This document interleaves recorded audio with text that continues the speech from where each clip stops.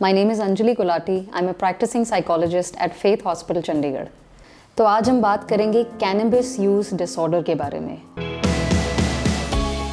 बहुत लोगों ने कैनबिस वर्ड का उपयोग होता हुआ सुना होगा या आप खुद उसका मायना जानते होंगे। तो आज हम उसके यूज़ के डिसऑर्डर की बात करेंगे, जो कि एक आइडेंटिफाइबल डायग्नोसिबल साइकाइट्रिक कंडीशन है। तो कैनबिस होता क्या है? हमारी हिंदी देसी भाषा में उसे गांजा भी कहते हैं, मैरिजुआना भी कुछ लोग कहते हैं। वो एक किस्म का साइको एक्टिव ड्रग है जो कैनबिस नाम के प्लांट से डिराइव होता है।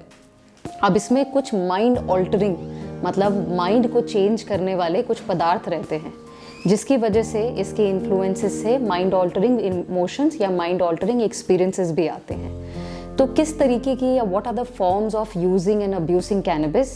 कुछ लोग इसको स्मोक करते हैं, कुछ लोग इसको खाने में डालकर, केक में डालकर, कैंडीज ब्राउनीज में डालकर भी खाते हैं, कुछ लोग इसको वेप करते हैं एंड कुछ लोग इसको मेडिसिनल क्रीम में या किसी तरीके की टॉपिकल मेडिसिन में भी इस्तेमाल करते हैं। सो हिंदी नेम्स इसके क्या हैं फॉर दोज ऑफ यू जिनको नहीं मालूम है कैनबिस क्या होता है? इसे हम भांग भी कहते हैं, चरस भी कहते हैं, गांजा कहते हैं, सूफी कहते हैं, वीड और माल भी कहते हैं। अब अंडरस्टैंड करते हैं कि कैनबिस यूज डिसऑर्डर कब बनता है या इसको डिसऑर्डर की कैटेगरी में हम कैसे देखते हैं। Any kind of problematic pattern of using cannabis for long time without able to control if you don't get it is termed as cannabis use disorder. इसको मैं एक्सप्लेन करती हूँ। बहुत ही ज़्यादा परेशान करने वाले पैटर्न्स ऑफ यूजिंग कैनबिस या किसी भी फॉर्म में जो मैंने बताया है, इसको अगर आप ज़्यादातर यूज़ करते हो, जिसकी वजह से हमें इम्पेयरमेंट या डिस्ट्रेस महसूस होता है, आप अपनी लाइफ को मैनेज नहीं कर पाते या इसकी वजह से क्रेविंग आती है, टॉलरेंस बढ़ती है, अगर ना मिले तो तोड़ लगती है और कंट्रोल ना कर पाना कैनबिस यूज डिसऑर्डर का मतलब बन जाता है। अब देखते हैं इंडिया में कितने प्रतिशत लोग जो हैं वो इस डिसऑर्डर से जूझ रहे हैं या इससे झेल रहे हैं। एक रिसर्च स्टडी हुई थी 2021 में, उसमें बताया गया था 3.2 Indians are struggling with active use of cannabis use in their life time.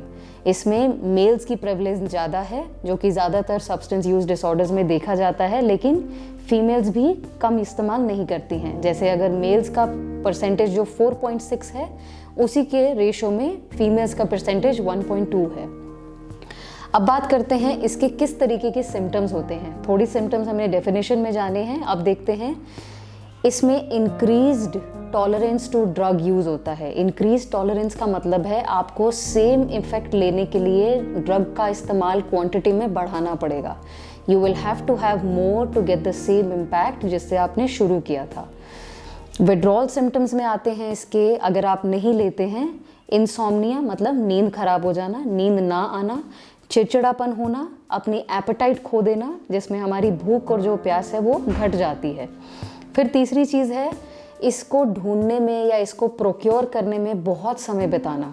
अगर आज हमने कुछ अमाउंट ऑफ कैनबिस अब्यूज़ करा है, उसको फिर से पाने के लिए सारा दिन दिमाग में चलता रहेगा कि वो नेक्स्ट टाइम हमें डोज कब मिलेगा, वो नेक्स्ट क्वांटिटी हमारी कब प्रिवेल होगी। उन सब चीज़ों के लिए बहुत समय बिताना भी उसके सिम्टम का पार्ट बनता है। फिर आती है हमारी neglecting of responsibilities which are beyond that, जिसमें आपका काम होगा, आपके रिलेशनशिप्स होंगे, आपका स्कूल है, कॉलेज है, उन सारे कामों में निग्लेक्ट फेस करना या उन पर बिल्कुल ध्यान ना दे पाना, वो भी कैनबिस यूज़ में देखा गया है। फिर आता है कि आप बहुत दर्जा ट्राई करते हो कि मैं इसको कम से कम इस्तेमाल करूं, लेकिन सेल्फ कंट्रोल पुअर हो चुका है, वो सिस्टम जो है आपका इम्पेयर हो चुका है। ये भी कैनबिस यूज़ में देखा गया है। फिर क्या है, हम बहुत जगह से सुनते हैं कि ये सब चीज़ें नहीं करनी चाहिए, हमें सोशल मीडिया कहता है, घर वाले कहते हैं, पीयर ग्रुप में कहते हैं, लेकिन आप उसे कंट्रोल नहीं कर पाते। In spite and despite of knowing the harmful effect it carries, आप फिर भी कंट्रोल नहीं कर पाते क्योंकि ये बायोलॉजिकल सिस्टम को इम्पेयर कर देता है। अब बात करते हैं कि what are the causes of cannabis use disorder. तो कॉजेज इनके भी अलग अलग सब्सटेंसेस की तरह रहते हैं। सबसे पहला जो हम बात करेंगे वो है जेनेटिक कॉज। जेनेटिक कॉज का मतलब है अगर आपकी फैमिली में किसी तरीके का भी सब्सटेंस यूज़ है और अगर कैनबिस यूज़ पर्टिकुलरली मेंशन्ड है या फिर प्रेजेंट है, आपका कैनबिस यूज़ डिसऑर्डर बनाने की जो कहते हैं संभावना है वो बढ़ जाती है। सो बी वेरी माइंडफुल कि अगर आपकी फैमिली हिस्ट्री है सब्सटेंस यूज़ की तो आपको भी एक डिसऑर्डर डेवलप करने में ऑफ सेम काइंड बहुत ईजी या फिर it is not as tough to develop it. दूसरी चीज़ आती है एनवायरमेंटल फैक्टर्स। अब एनवायरमेंटल फैक्टर्स में बहुत सारे फैक्टर्स आते हैं। पीयर प्रेशर आ गया, अवेलेबिलिटी आ गई, सोशल एक्सपोजर आ गया, या फिर कल्चरल एक्सेप्टेंस। अब हमारे कल्चर का भी ये पार्ट है, क्योंकि हम जानते हैं सब्सटेंस यूज़ बहुत ज़्यादा प्रेवलेंट है पंजाब रीजन में या फिर हरियाणा रीजन में। अब यहाँ पर कल्चरल एक्सेप्टेंस बहुत बड़ी चीज़ है। बहुत फैमिलीज़ में, घरों में ये चरस गांजा वगैरह जैसी चीज़ें या कैनेबिनॉइड चीज़ें जिनमें कैनबिस रहता है वो प्रेजेंट होती हैं। इस वजह से भी उसका इन्फ्लुएंस आपके ऊपर पड़ सकता है, जो एनवायरमेंटल कॉज बन सकता है कैनबिस यूज़ का। अब बात करते हैं mental health issues. Mental health issues में आते हैं आपके तनाव, जिसको डिप्रेशन, एंजाइटी या किसी तरीके की स्ट्रेसफुल एनवायरनमेंट में अगर आप हैं या आपको कोई डायग्नोस्ड प्रॉब्लम है मेंटल हेल्थ की, उसमें भी आपका सब्सटेंस की तरफ जाना जो है, जो संभावना उसकी बढ़ जाती है। Because substance is also one of the ways आप प्रॉब्लम से कोप करने की कोशिश कर रहे हैं। तो ध्यान रखें इस चीज़ का भी। अगर कोई आपके अराउंड या आप खुद सब्सटेंस की तरफ डिपेंडेंट हैं, एक दफ़ा अपने आप से ज़रूर पूछें कि शायद ये चीज़ डायरेक्टली सिर्फ यूज़ से रिलेटेड ना भी हो। शायद कोई मानसिक दिक्कत हो, शायद कोई तनावग्रस्त सिचुएशन आपके अराउंड हो या आप तनाव से जूझ रहे हो, इस करके हम उस चीज़ का इस्तेमाल कर रहे हैं ताकि हमें रियलिटी से कोप ना करना पड़े। फिर आती है एक चौथा जो इम्पोर्टेंट फैक्टर है, वो है अर्ली एक्सपोजर। अब अर्ली एक्सपोजर को भी मैं इस तरीके से बताऊंगी कि अगर एक हमारा एनवायरनमेंट ऐसा है जहाँ पर इस चीज़ का इस्तेमाल हो रहा है, और अगर आप early age age early age 10, 11, 12 से कैनबिस या कैनबिस यूज्ड चीज़ें इस्तेमाल करेंगे तो ओल्डर एज में एक डिसऑर्डर बनना बिल्कुल निश्चित रहता है। इसीलिए अब हम बात करते हैं ट्रीटमेंट ऑप्शंस के बारे में कि हम इसके लिए कर क्या सकते हैं। तो ट्रीटमेंट में बहुत तरीके की टेक्निक्स हैं, मेडिसिन्स हैं, रिहैब्स हैं जिन पे हम काम कर सकते हैं। तो मेडिसिन्स में भी बहुत तरीके की मेडिकेशंस हैं। आप अगर अपने फिजिशियन या डॉक्टर या साइकाइट्रिस्ट के पास जाते हैं, वो आपको अच्छे से गाइड करके एक अच्छी मेडिकेशन पे पुट कर सकते हैं। फिर बात आती है सपोर्ट ग्रुप्स की।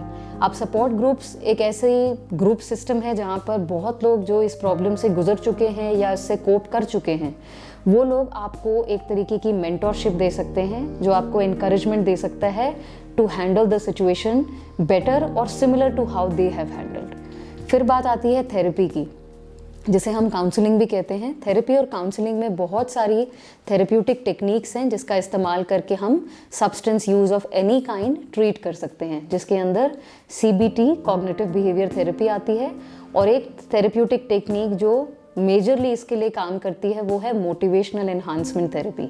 उसमें आप अपने आप को चेक करते हैं कौन कौन से कारणों की वजह से हमने सब्सटेंस यूज़ पर अपने आप को लाया, फिर किस तरीके के प्रभाव हमने झेले, अब क्या चाहिए हमें चेंज करने के लिए और कैसे उसको मेंटेन करें। तो इसीलिए कारगर अप्रोच को लेना और उसकी तरफ जाना बहुत ज़रूरी है। तो अगर आपको लगता है कि आपके अराउंड कोई पर्सन है जो शायद किसी सब्सटेंस यूज़ से, कैनबिस से, अल्कोहल से या किसी भी तरीके के ड्रग से झेल रहे हैं या जूझ रहे हैं, प्लीज़ उनकी हेल्प करें, उनको आइडेंटिफाई करने में मदद करें और एक प्रोफेशनल की तरफ उनको लेकर जाएं। You can reach us out also eight faith hospital Chandigarh. Thank you.